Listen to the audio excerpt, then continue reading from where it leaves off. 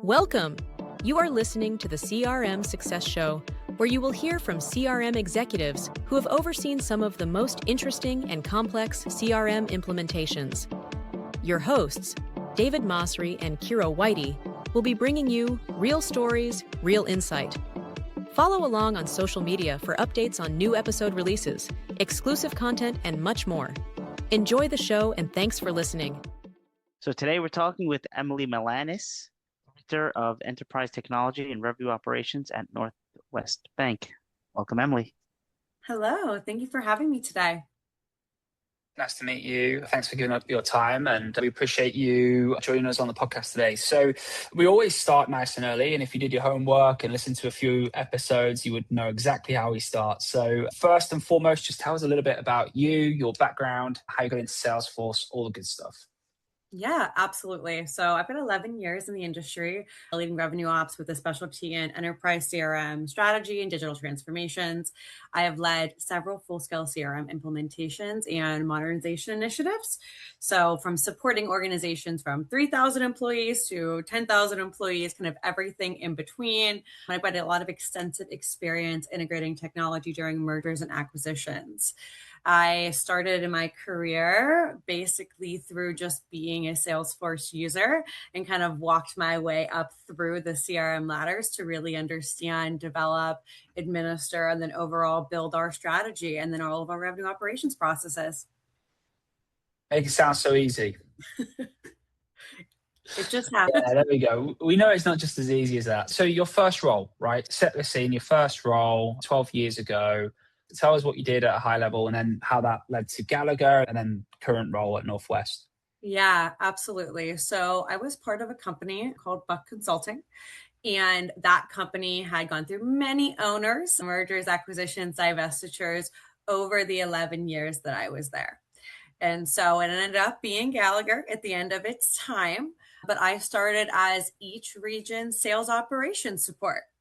And so I just worked in supporting our sales folks and our producers in the business, anywhere from building deal pricing models to championing Salesforce to helping with activity entry to building some reports and dashboards, kind of whatever they needed in the Salesforce, I was there to support them.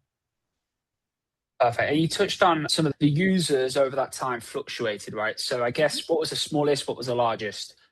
Yeah, so at the smallest, I think that team was maybe 2,500 people.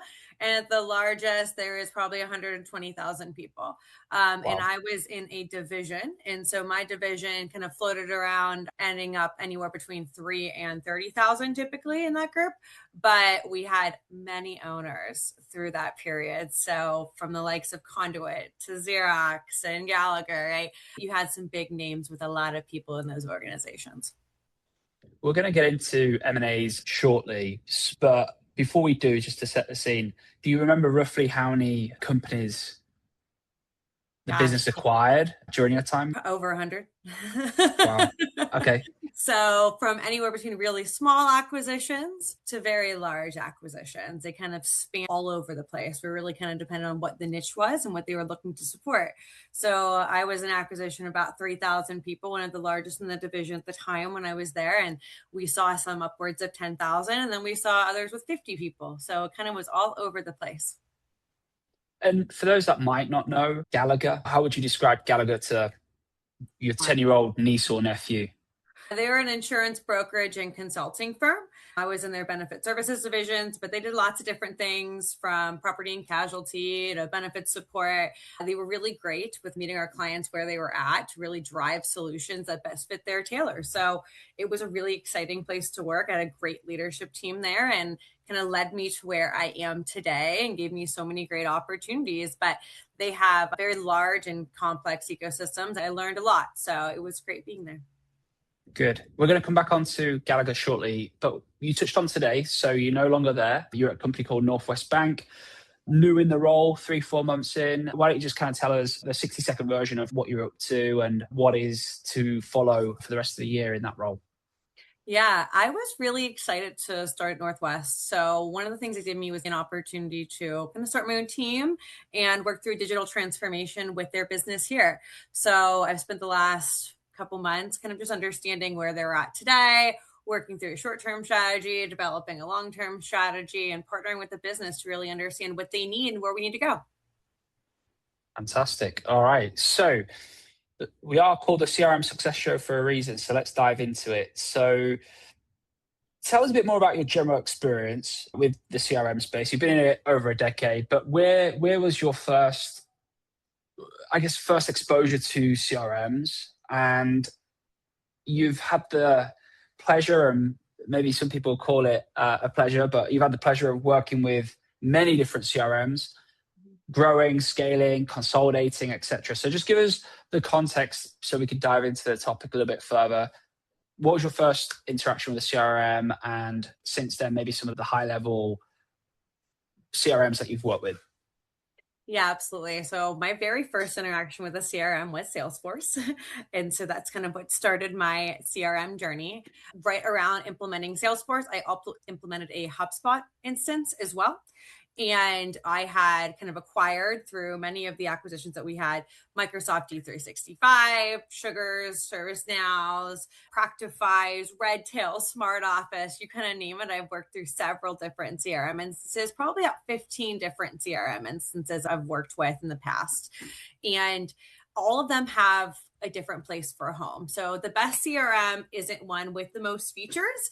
It's really the one where your people actually use it because it fits how your organization serves its customers. And so each CRM is really best fit for different organizations and what works for them. Let's talk about, let's say you are going through a CRM selection process. How do you even get to that initial point of what your users want? Again, and most companies already have a CRM and they selected that CRM for a reason. And at that time, they probably went through a similar exercise where it was formal or informal, or, we saw this advert and we had a pushy salesperson and sold us this CRM, right? They shouted the loudest. So how would you go about that? In an ideal world, if there's no CRM in place currently, how would you go about that process? What would you do? So the first thing I would do when thinking about it is I have 5 pillars in my mind that I kind of work through of finding the right fit of a CRM for you. And the first thing I'm going to look at is the institution that you're part of. Each CRM kind of can be best fit for financial institutions versus consulting firms and really see what works for you. And then I want to understand the organizational structure of where we're at today. And that could be based off of what do we sell? How are the products that we offer? Or their business lines or product structures that we really need to implement? And who is using that CRM today? And then we're going to look at customer experience, right? So how do we make sure that we have digital onboarding, 360 views, and really make sure that our customers have the experience that they want as part of that? And then I'm going to overlay that with what our sales and service strategy is. So not just the structure of the business that we talked about before, but really how we're going to market. And so if it is business to business sales versus business to consumer versus maybe there's an advisor or a broker in between those agreements. And then the last thing that is really important when you're working at it is compliance and regulations, because different institutions and industries have different regulations that you have to comply with. And so you really need to look at all 5 of those pillars to determine what may be the right fit for your CRM out of the box, what you want to consider to include during a bid process. Is there one pillar, in your opinion, that carries more weight and should be considered more important than the others? I may say in an ideal world, you'd consider all 5, but let's say you could only pick one. Which pillar would you say is the absolute pivotal pillar that somebody should select and go through that exercise?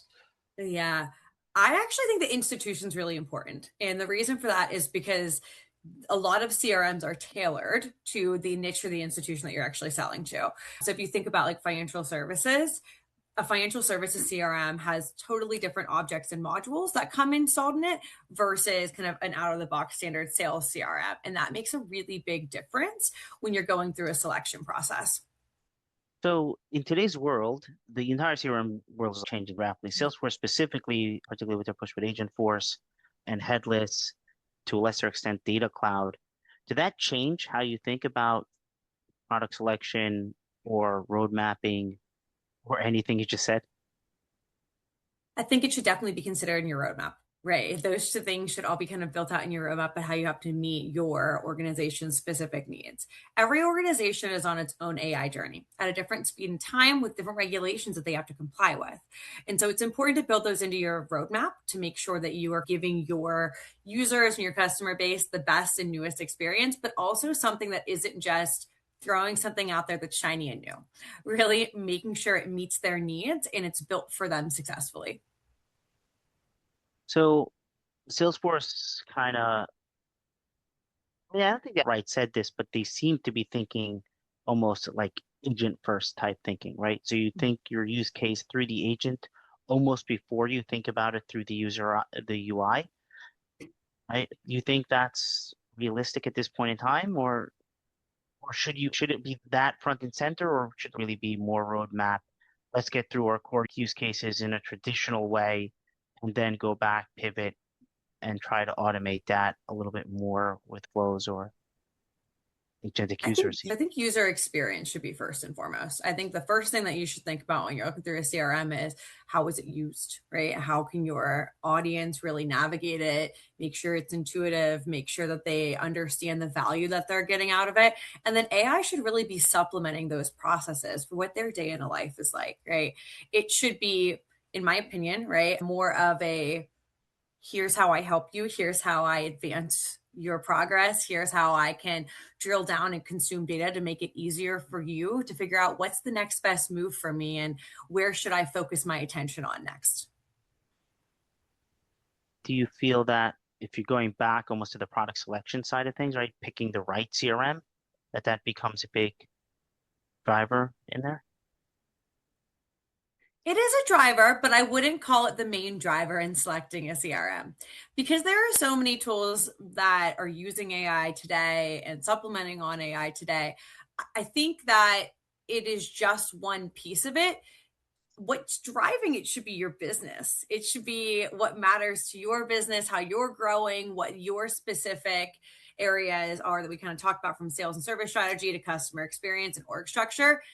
That can all be supplemented and supported with AI, but AI isn't a pillar for those because it's about meeting your organization where they're at today. And AI should be used as a driver across those pillars to help you accelerate your growth. All right, awesome. One more question to give back to you, Kiro. You're a little bit more focused on sales and service. Is that as opposed to marketing, which is the third big pillar of CRM? Is that just because of your personal background? You know, I do love marketing as well, right? I've worked in and built marketing CRMs too. And so I think marketing is a really important part of the structure as well. But there's a lot of teams that do separate sales and service into one CRM and marketing into another CRM, right? Or they'll integrate the two of them. It is useful to have them together, but at the same time, they do operate independently in a lot of ways. And you really just need to integrate them back together. I think it's really important that based off of what your company's needs are first. If they are a marketing first forward company, then you need to drive that first forward. If they are a sales forward first company or a servicing forward first company, you need to focus on where your company's expertise lies.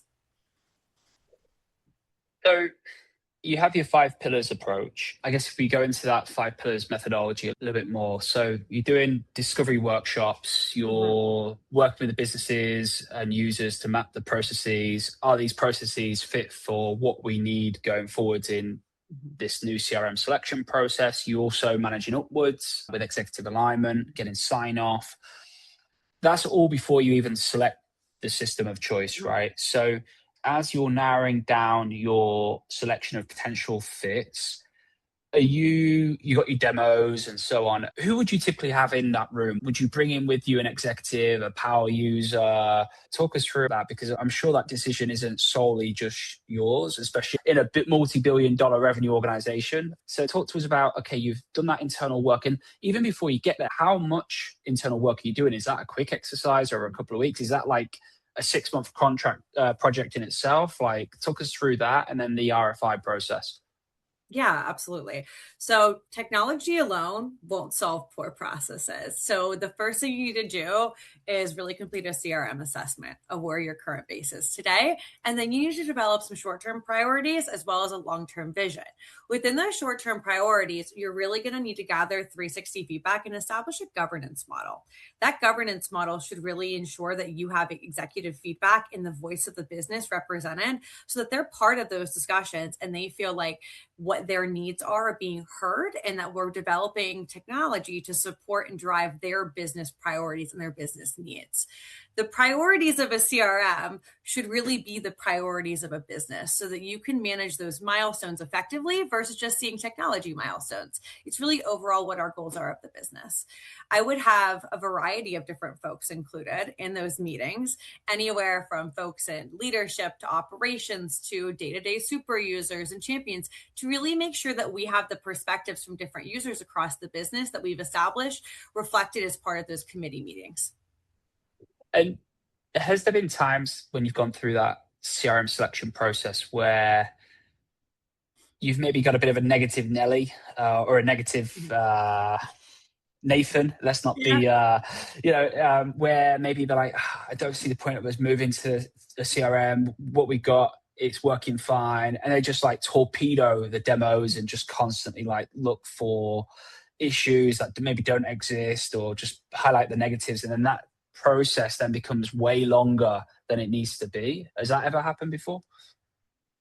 I think a good product owner keeps people on track. And so you will prep with your teams beforehand, right? And you want to make sure that we're giving constructive feedback and constructive criticism versus just kind of pointing out the negatives. I think that people, like anybody, don't know what they don't know until they see the possibilities in front of them. And a really good leader preps their people ahead of time to ensure that you have good demos and you receive the outcomes that you need. On a demonstration, that's not really the time or the audience to be kind of debating over, is this the move for us or not, right? That's where you really establish that governance model where you give them a forum to have those conversations and to air those grievances and concerns without deterring away from the process. So how do you balance the goals of the business to the goals of the user, right? Because they're not necessarily aligned. The service rep might want to be closing cases relatively quickly, getting the answers that they need, and maybe servicing the customer. The business might just care about time to close and customer satisfaction ranking. They don't necessarily line up. That's dramatically more contrast when you're looking at a sales organization, right? They just care about, I would say not all, but they heavily care about their commissions, right?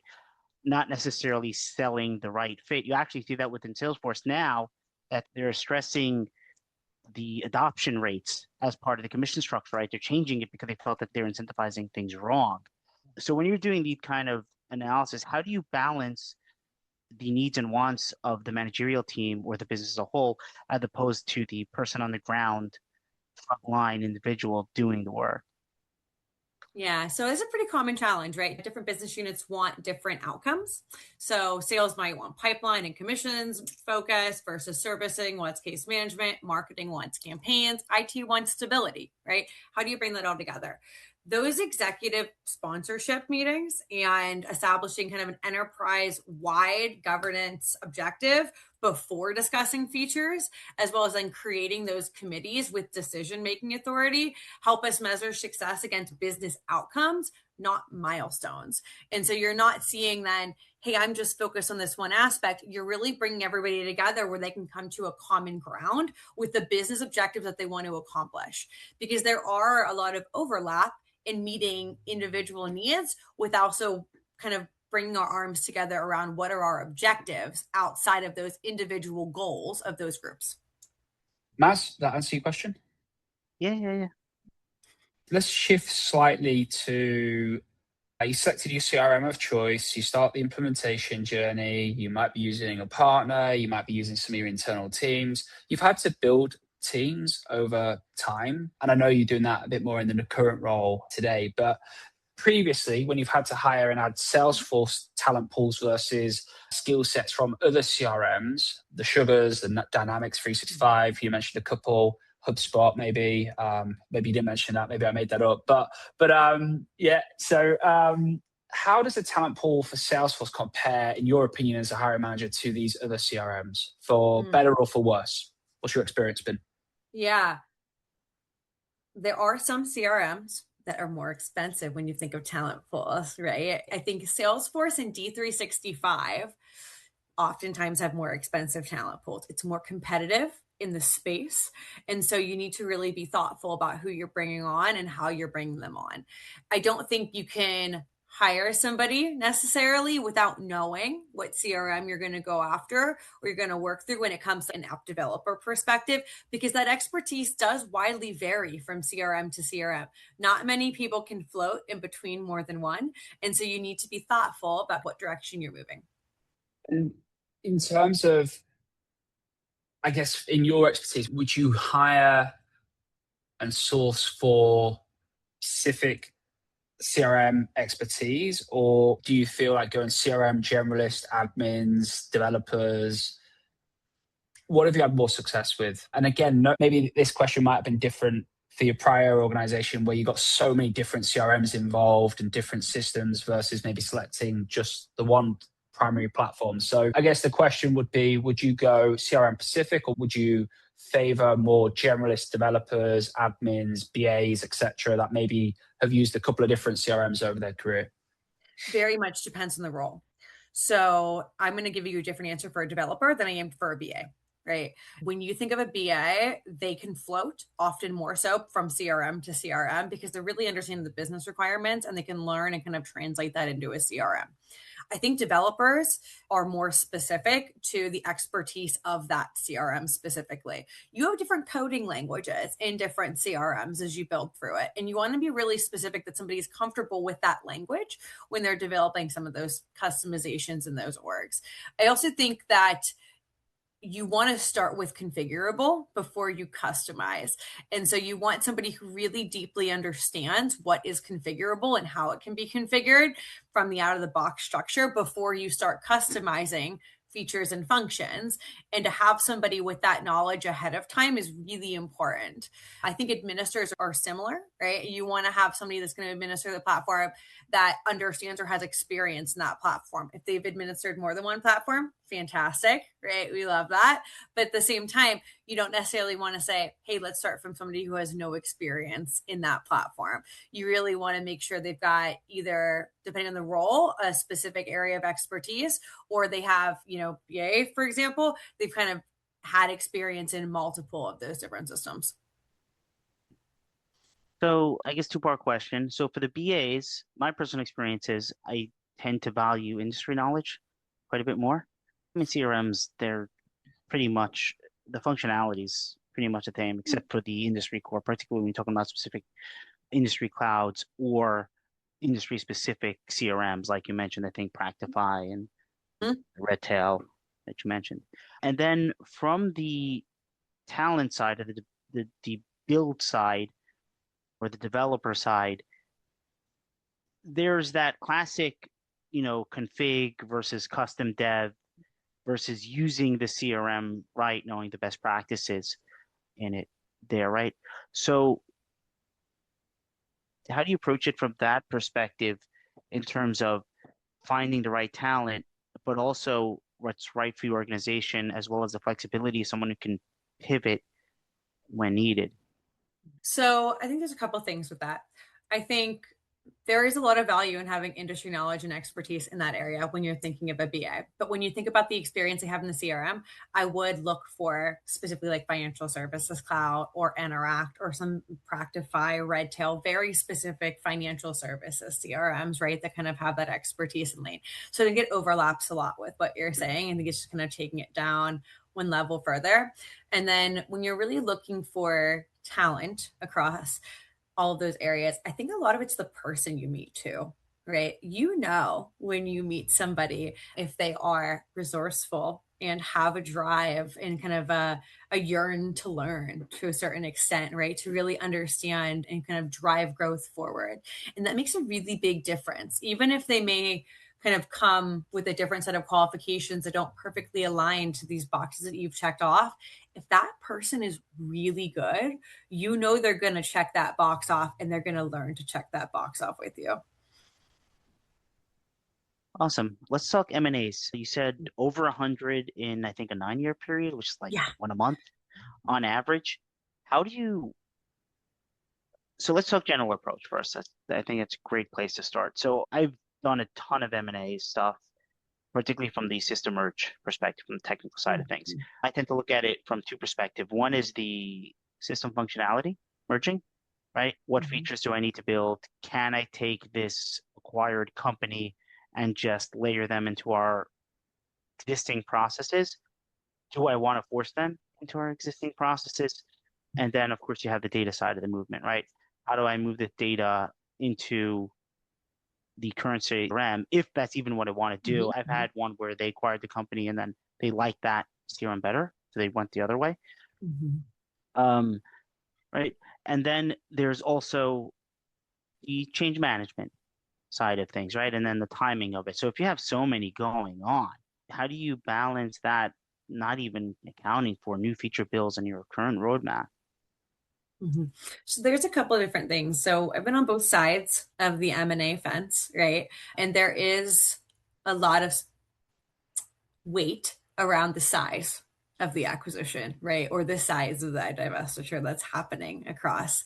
We see anywhere between 50 and 10,000 people in some of those acquisitions that we've worked through.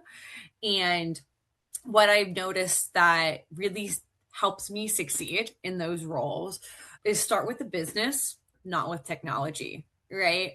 Immerse yourself in that business, really understand how that business is operating and what their processes are today, and stay open-minded, right? So just because it's been done this way in the past doesn't mean that this is the way we should do it in the future. M&A creates a really great opportunity to redesign processes rather than simply merging them.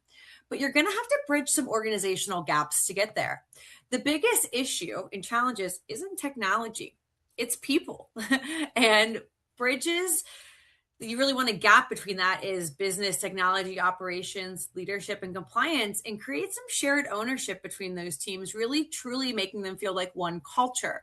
That's going to really help you drive that acquisition forward. The other things that I have seen been really successful are building governance early so that you make sure that you've got those executive sponsorship, steering committee, prioritization process, and change management can't be underestimated enough when you think of change, when you think of an M&A, right? It is so important because it's not just one side merging with the other. It's taking the best of both worlds and creating something together.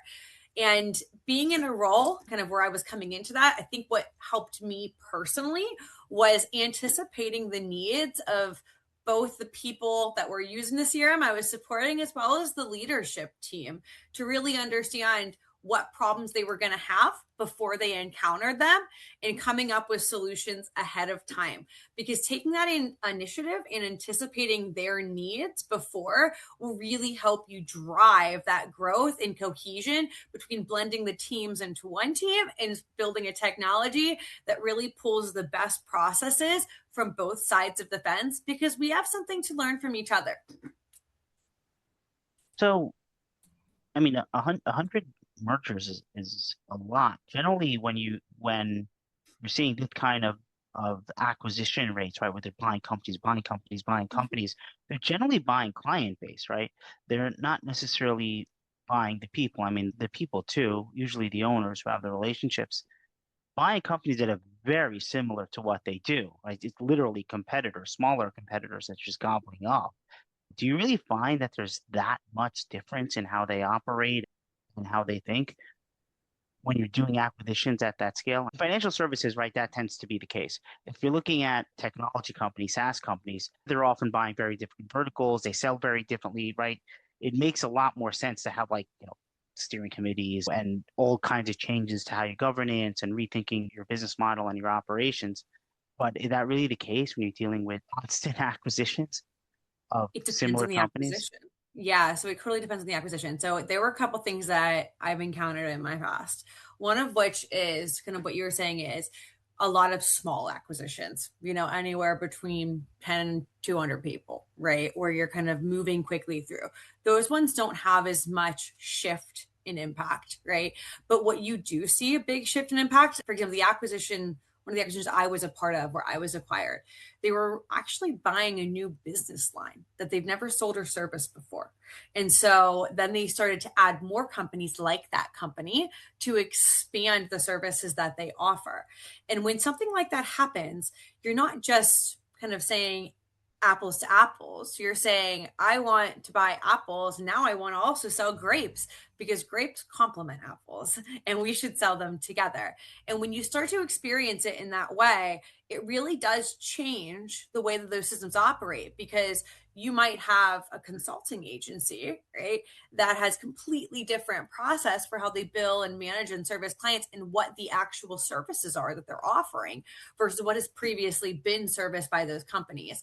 But they usually have a bit of what I would call like a best class partner, or you can say they fit together, but they aren't the same thing we've done in the past. And that makes a really big difference when you're combining technologies, because let's say you spun up a call center and you've never had a call center before and you've never serviced clients in that way. That's going to be a brand new way of thinking about things that you haven't looked at in the past.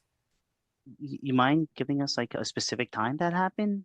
Just sort of crystallize it in our listeners' minds, you know? Yeah. So I would say if you look back at some of the acquisitions that some of the companies have been a part of in the past, right? I would say, for example, I came from Buck Consulting, and Buck Consulting was a 125-year-old actuarial firm. We did a lot of actuarial service in the financial space. And when we were acquired by Gallagher, they had a very small financial arm, and they were drastically building out their financial services in a really big way. And it was really exciting for a lot of things that they were working through. And so as they were building out some of those financial services, they started to add on additional areas to drive that growth.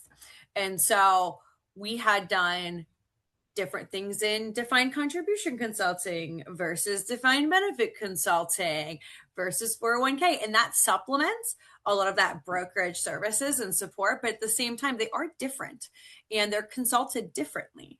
And so it really is adding on to kind of a perfect package to kind of bring like an overall people strategy together versus just one leg or two legs of that strategy to kind of make kind of a whole living piece. And that was a big difference. And so we had a lot of areas that were new to that kind of realm in that space. And that similar could be said for communications as well, right? They also added a really big communications and change management arm in a bunch of different areas that I think really helped them kind of round out who they were in their people strategy. And it really helped kind of enter and really expand into some markets that they hadn't seen as much action in before, which is really exciting. And it really kind of made the best of both worlds and found those people their forever home there and something new and different. So I think at the time that was the largest acquisition the business had made, 660 million. For context for our listeners, we're not talking about a small company here.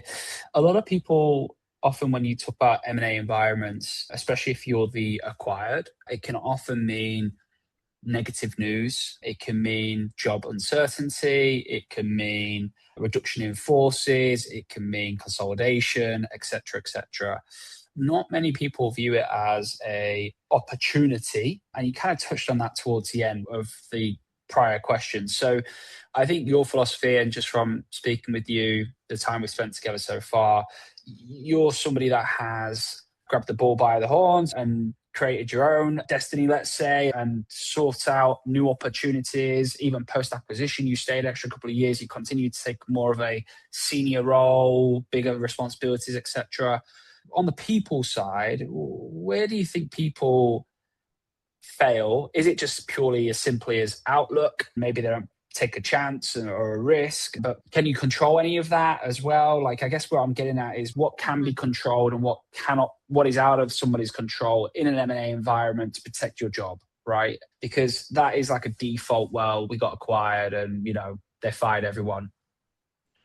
Yeah, sometimes that happens, but not every time, right? I think it's your value to the company and how vocal you are about demonstrating that. But you've survived and navigated and excelled in that environment. So I want the listeners to hear from you versus my thoughts. So what do you put it down to?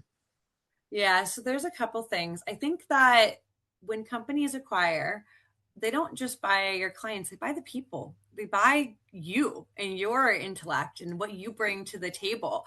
And you shouldn't undermine your own value of what you bring to the table. What I think gets in people's way is we've always done it this way. And I like it this way. And they're not open minded enough to challenge themselves to say, how can I really be better? Maybe I do have something to learn from them. Maybe they have something to learn from me. And that's where I've seen kind of the biggest hurdle with individual people is they don't embrace the opportunity with truly open-mindedness to stop fighting the current, but go with the current and drive the current in a new direction by kind of taking the best of both worlds and really merging it together. Beyond mindset and embracing, is there a argument to say that those who understand the process and who's who, where the political power divisions sit and who do I need to know kind of thing, let's call it networking, internal networking. Is there an argument to say those who internal network better and more effectively and more assertively, they're more likely to find a new role in the new look of the company than those who maybe are a bit more introvert, they kind of keep themselves. Maybe they naively rely on their managers to look out for them, but they're probably still just trying to look out for themselves. They're also worried about their job. What are your thoughts there? I think that there's a couple things in that space. I think that it's always good to network. You should always meet new people and be open-minded to them and hear what they have to say across some of those different areas. I think that alone isn't going to be your make or break, right? So what's going to drive you forward? It's your mind. It's how you think about things. It's the way you process and solution. And really, are you jumping 2 feet in to what the new culture is and to what some of these different areas are that you want to help drive growth in, right? Think of your expertise, lean into your expertise and your knowledge. And yes, make new friends and go and network with folks. But it's the combination of it all together. It's not just one thing that really kind of leans into success. And I don't think you should rely solely on your manager or somebody else. I do think that you should take the initiative yourself and anticipate the needs of what you see coming down. And what about, I mean, not all acquisitions are total complete secret, right? Some are very public and there's bodies that have to approve them, and they can be, even when they're announced, they can be 12, 18 months until they're fully in effect. What can you do once you're aware that you're going to be acquired or you're about to merge with another company, but it's not quite official yet? Would you start the networking then and look to seek out somebody of a similar level to you and just say, how proactive would you be? When would you start? Would you wait until the ink's dried, it's official, or would you start sooner than that? Because again, your background, you've gone through 100 plus acquisitions and mergers, and that's quite tiring. But again, realistically, a company might go through one or two, and it's like in a lifetime of an employee, right? It's different business models. But what would be your advice on when to start that 2 feet in forwards kind of thing? On what timeline? You got to follow your company's direction on that, because there are some guidelines out there in federal guidelines that you really do need to be thoughtful about, right? You can't just be kind of jumping in ahead of announcement. That is not the right move to make necessarily. So you want to talk to your companies internally and make sure that you're following along with their guidelines. I typically wait for them to announce it and truly say you are good to go before I start kind of reaching out or communicating with other people. One, it could be really overwhelming for those people being acquired. they may not know the full picture. And you might want to make sure that their companies are crafting the message from them from a change management perspective so it lands smoothly and that they can kind of absorb it and nest into the company correctly. I think if you jump the gun, that you could kind of rock the boat a little bit sometimes unexpectedly, because you don't know what you don't know walking into that. And it's important to kind of follow what your company's guidelines are and kind of timing. And they might even give you some tips and tricks, kind of give you some background about that company of what to expect and how to approach them. Some companies, prior to the acquisition being official, they actually start the system integration process. They don't turn the key, but they start a lot of the planning. Did that change things if you're involved in that? Closed door planning with closed door people, right? That doesn't mean just reach out to anybody. Yeah. Typically, I would say, even if you're starting to plan that, like there's a team of people that are planning that, right? That doesn't mean everybody in that organization, right? It means you've got a team of people on your side and they've got a team of people on their side, and you're working through due diligence together.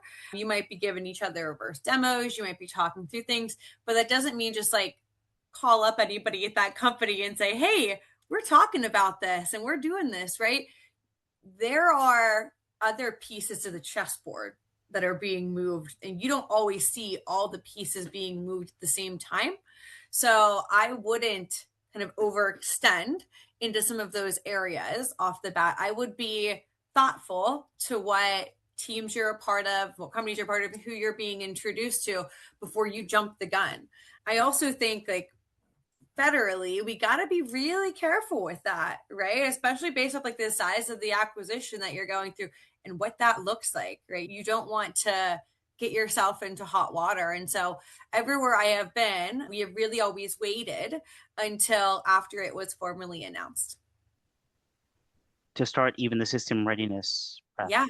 Yeah, 100%. You might be in due diligence with them where you kind of talk through what are some pros and cons, but that does not mean that the company is 100% going to be purchased by them, right? Things fall through, things change, right? And you really need to be thoughtful about that, right? As you're working through it. And if you're part of one of those groups, you've probably signed an NDA. And so you need to be considerate of that. Yeah, it happens a lot more than you would think. I think you're coming from a little bit more of a publicly traded Fair. company, right? When you're talking about a lot of these smaller acquisitions, particularly like in the wealth management space, right, where they just buy, or asset managers too, a lot of the financial firms, they're buying lots of really small privately held companies too. It's just not a big secret. Yeah. So I think that does change things quite a bit. I do agree with you, though. You shouldn't just be randomly calling up people there when you don't know, the company's culture and how they would react, or, confidentially stuff. Generally, and this is anywhere, right? People care about their clients, right? And they want to protect their clients and they want to do what's best for them. And so oftentimes you may encounter people that can be very protective over those people in their accounts because they've worked with them for a long time. And they want to make sure that they're still being serviced in the best way possible. And that is with the best intentions, but you need to approach that with some thoughtfulness and some tact as you're working through that, because the client comes first. We're going to pivot slightly to our final topic of the podcast for today, sales ops and RevOps. I know that's something we discussed. You've held that in your titles. Let's start real simple. Is there a difference between the two? What are your thoughts? Personally, no. Okay. I don't think there's a huge difference between the two, at least where I've been. It's been called pursuit operations, sales operations, growth operations, and revenue operations. I'm pretty much doing the same thing. No matter what any of those roles are, it just becomes more industry standard to really think about things as revenue operations in that way. I feel like when I first started in this role, RevOps was not a thing. Mm-hmm. It really didn't become a thing until I was probably halfway through it. And then everybody all of a sudden started changing their titles to revenue operations specialists or revenue operations leaders. The big thing I noticed is that sometimes when you think of revenue operations, it spans sales and marketing. Our sales operations always spanned sales and marketing on the teams that I worked for, but some people do differentiate them. And that's where you could see a little bit of a difference. I think that RevOps, from what we saw, really gained popularity around the pandemic, right? 2019-ish, 2020. You had all these SaaS remote companies pop up out of nowhere. And I think the sales ops, I share your philosophy. I think the sales op title got a makeover. I think whoever started the trend maybe got fed up of being slumped with just sales teams, right? And like you said, revenue, I think the general takeaway, revenue encompasses a lot more channels. It's more of a full 360 versus sales ops is generally seen as sales enablement, in my opinion, working directly with the salespeople more on a one-to-one basis, one-to-many, whereas revenue encompasses the operations, the marketing teams, everything else that is thrown into that. So what about, I guess, might be easy to ask perhaps, is there a clear differentiator between the two, in your opinion? Anything that you would say, okay, if I saw this or wrote this in one of my job descriptions, I'm looking for more of a sales ops background versus someone who might be labeling themselves as RevOps. There's a lot more in common than maybe differences. So it might be easier to tackle the other way. What is the difference, if any? So I think it depends on the organization, right? Mm-hmm. From my perspective, because I've done both, I would describe them in the same way because that's the kind of role that I would be looking for, right? That really spans operations across anything that drives revenue. And that could be sales, it could be marketing, it could be proposals, right? It could be kind of bids. There's a lot of different aspects to that. It also could be strategy and growth development, right? That you think of across that. In some companies, they do differentiate them a little bit, whereas revenue needs to be in a title of someone who owns a P&L versus sales can be somebody who doesn't really sit in a group that owns a P&L. And that is different based off different organizations and how they title and structure. And just because you have an organizational title internally that kind of matches with that job grading doesn't always mean that that is your external business card either, right? You oftentimes see there are two titles that individuals have as they're working through it. I do think that there is a really big difference between sitting somebody over that sees revenue ops as a whole versus maybe like a branch revenue ops role or a smaller revenue ops role, because it really should span digital transformations, the actual processes, helping drive growth on those P&Ls, whether you sit on that P&L or not, right? Depending on the organizational structure, you've got 5 P&Ls. You don't want somebody in each group. You want someone who's separately structured, supporting all of them and wrapping their arms around it. And so it may be different based off your org structure and really what you're looking for. Where do you think, and again, the answer might vary depending on industry, size of company, but where do you think RevOps and sales ops sits? Does it vary? Like, does sales ops sit with a chief revenue officer and that chief revenue officer sits with the CEO, for example, right? I mean, ultimately everything reports to CEO. So maybe that's a better example. A COO or a CFO, right? Where do you think it should sit? Very much depends on the company. So every company structure, not everybody has a chief revenue officer, right? So I have worked for chief revenue officers, right? Also worked for chief sales operations officers that sit under the COO. I also worked for chief data officers, right? So it's depending on the organizational structure and how those are defined. If you see organizations that are built more in verticals or like different silos by their business lines, I often think it makes sense to like sit outside of that to kind of bring it all together. But if you only have one, it should really be under that chief revenue officer that kind of rolls up into it. So it kind of depends. I think today where I sit, it's important that I'm neutral and that I'm not in one group or another. I sit independently kind of with our chief data officer so I can support everybody equally without really kind of picking one side or the other. I think that's really important because I want to give them all equal weight and have an equal voice as part of these processes. How much is the AI piece coming into that as well? Because you might have, a chief data officer, you also might have like a senior director at AI Center of Excellence, right? I mean, you would argue all of it contributes to revenue in different ways. Maybe the AI team's building agents that support RevOps. So again, do you, with that, do you see, I guess the better question is, do you see the positioning of RevOps changing with the more power shift of AI and data teams and their influence on a business? Or do you think it will always stay where it is today? I think it may change. I think AI is so important right now. It really is. But at the same time, it can't just be operated in a silo. AI has to be incorporated through the different areas of the business and really make sure that it's driving growth and it's driving productivity and it's enabling the workforce to be better, to think smarter, to kind of take some of the administrative legwork out of it for them to make it happen.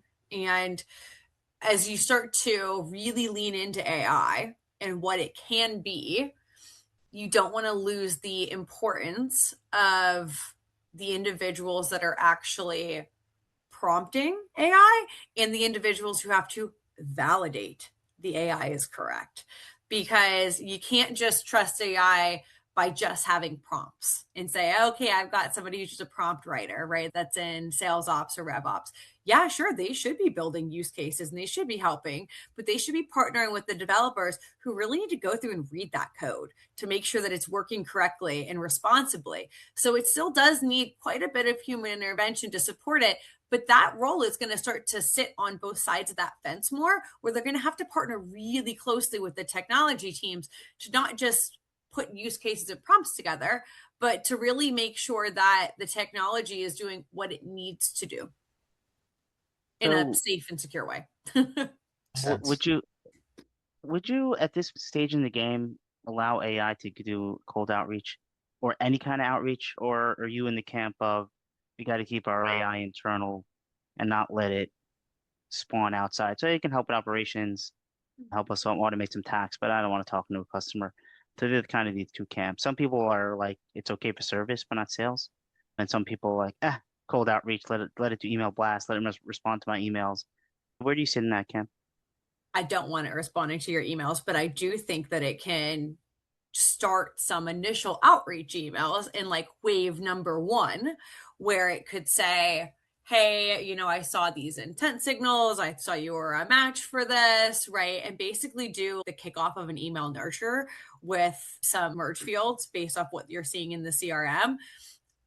I think it should always CC kind of who the sales rep is that's responsible for that, and that it shouldn't be making follow-ups from a sales perspective, because I don't think it's really meeting them where they're at. It's more trying to sell instead of just truly finding the best fit for a service or a partner between the two of them.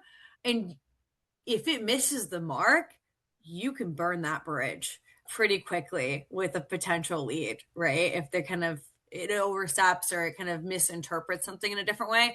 So it's really important to have human visibility on it. I think there is a different piece of it, which is like AI chatbots for servicing. Fantastic, right? People love them. They use it all the time, right? You call in on a service center and people got questions and it prompts them through to a certain number of kind of questions that they can feed back and forth to. That's also great, but those are already customers being supported by service, and it's not making outreach to sell and prospect in a different way. And so I would draw kind of a line between the two of those and how they operate. So I tend to think that the reason it works in service but not sales is because the people talking to service, the customers, know they're talking to a bot, where the on the sales side it feels deceptive, like you're trying to pretend you're a person. So my personal take is fine for sales as long as you identify on, hey, Yes. I'm a robot. The problem is, and it's a big problem, is that if the AI says, hey, I'm a robot, it gets flagged by spam automatically. So it's like almost saying, hey, I'm spam. So yeah, it's somewhat of a problem. It is. But if you think about like when you're building a marketing CRM and you're doing like automated outreach, you put people into like an email nurture flow and you send them a mass email with a generic statement to try to kind of loop them into this email nurture flow. How much different is that than an initial kickoff for AI, right? Much different. I'll tell you Yeah, why. I'll tell you exactly why. Because they know it's a template, right? It's not personalized, and the personalization from a robot becomes creepy, there. right? When a robot tells me that it read my book and it loved it, particularly this chapter, I'm like, no, you didn't. You're lying to me, and your flattery is not going to help. That's really the difference. It makes a big difference when you feel like it's trying, it's Yeah. almost used car sales, It's like, yeah. It's how you're using it, right? If you're using AI to just do email templates and like a nurture flow that kind of just like automatically enrolls people without customizing and tailoring the responses to specific individuals, I think it kind of fits in the same box. What you're saying, I feel like it's completely different, right? It's more of like an individual dialogue. I personally am not a fan of individual dialogue on AI.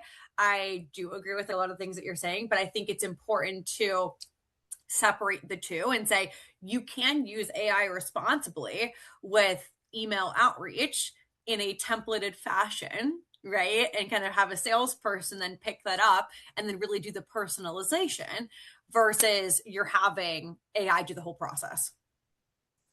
I think you're damned if you do, you're damned if you don't. As the salesperson on the call, I think